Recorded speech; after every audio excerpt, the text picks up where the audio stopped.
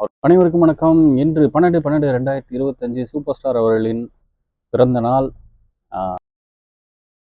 தமிழ் சினிமாவில் இது போன்ற உச்ச நட்சத்திரம் நமக்கு கிடைத்திருப்பது நமக்கான பெருமை.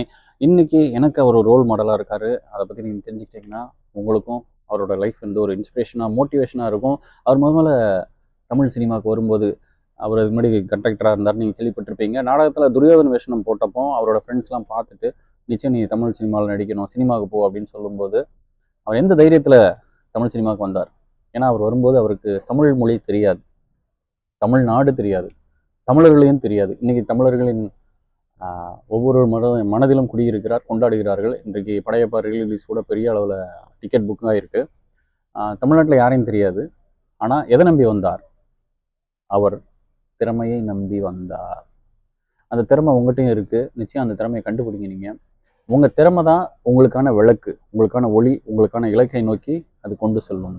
அவர் அந்த ரிஸ்க் எடுக்கல. எனக்கு தமிழ்நாட்டில் யாரையும் தெரியாது, தமிழ் தெரியாது, தமிழர்களை தெரியாது, எப்படி நான் கன்னடத்திலேருந்து தமிழ்நாட்டில் போய் நின்று ஜெயிக்க முடியுமா அப்படின்ற ஒரு தயக்கம், ஒரு சுய சந்தேகம் இருந்திருந்தால் அவர் வந்திருக்க முடியாது. ஆனால் இன்னைக்கு பார்த்தீங்கன்னா தமிழர்கள் ரஜினி அவர்களை தெரியாமல் இருக்க முடியாது. சூப்பர் ஸ்டார் அவர்களுக்கு மிகப்பெரிய பட்டங்கள், பேர், புகழ், பணம், வெற்றி, அதிகாரம், அந்தஸ்து என்று அனைத்தையும் கொடுத்தது தமிழ் சினிமா.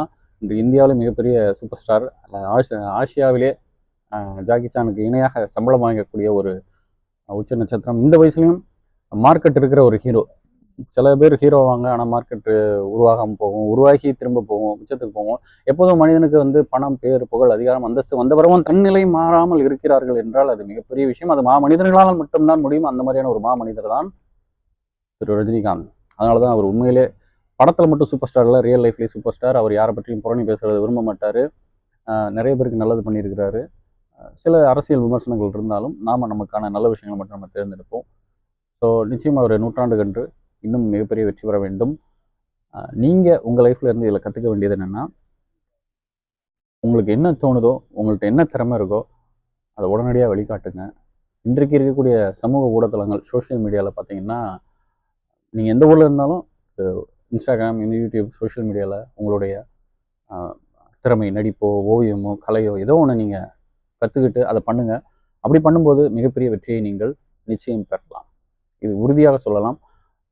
மற்றொரு நாள் நம் வேறொரு வீடியோவில் சந்திப்போம். நன்றி, வணக்கம், மகிழ்ச்சி. நான் சந்தோஷ் நம்பிராஜன்.